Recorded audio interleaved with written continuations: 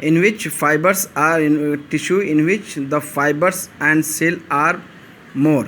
Sometimes it also says that equal amount of cells and fibre means क्या हुआ कि loose connective tissue एक ऐसा टिश्यू है जिसमें कि सेल्स ज़्यादा होंगे और फाइबर्स कम होंगे। तो फाइबर लूज होगा तो लूजली अटैच होगा, सेल्स ज़्यादा होंगे तो इसीलिए उसको हम लोग बोलते हैं लूज कनेक्टिव टिश्यू। अब क्या है कि अब हम देखो कि सेल्स क्या है। हमने बताया था कि मेनली कनेक्टिव टिश्यू में मेन दो चीज़ है, एक हमारा सेल्स है और एक हमारा है ECM एक्स्ट्रा सेलुलर मैट्रिक्स। तो चीफ सेल्स जो है, जो हमें बताया था सेल्स में मेन पार्ट क्या था हमारा FM लैम्प हमने बताया था। तो पहला क्या था हमारा फाइब्रोब्लास्ट। तो जो भी लूज सेल्स होंगे तो उसमें क्या होंगे, फाइब्रोब्लास्ट होंगे। उसके बाद हमारा दूसरा चीज़ होगा कि हमारा फाइबर्स होगा और एक्स्ट्रा सेलुलर मटेरियल्स होंगे। तो सेल्स के पार्ट को हम देखेंगे। सेल्स में मेनली क्या होता है, न्यूक्लियस होंगे, साइटोप्लाज्म होंगे, माइटोकॉन्ड्रिया होंगे और इम्यून सिस्टम सेल्स होंगे। जैसे हमने पहले बताया था कि मोनोसाइट्स होंगे, मैक्रोफेजेस होंगे, एडिपोज टिश्यू होंगे, प्लाज्मा सेल्स होंगे एंड मैक्रोफेजेस होंगे। और इसी तरह से फाइबर्स में हमारे 3 फाइबर्स होंगे, collagen fibre, reticular fibre and elastic fibres होंगे।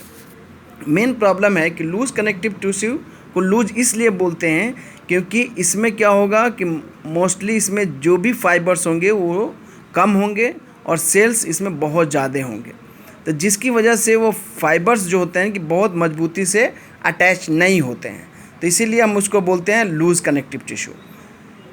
ये हमारे बॉडी में मोस्ट वाइडली डिस्ट्रीब्यूटेड होता है पूरे बॉडी के अंदर में। तो जो भी हमारा इनर लाइनिंग होता है उस इनर लाइनिंग को ये बनाने में मदद करता है। जैसे और ये सेल्स को पकड़ बांध के रखता है, मीन्स ये होल्ड करके रखता है। जैसे हमारा ऑर्गन्स है तो उस ऑर्गन को लाइनिंग है तो उसमें बांध के रखेगा।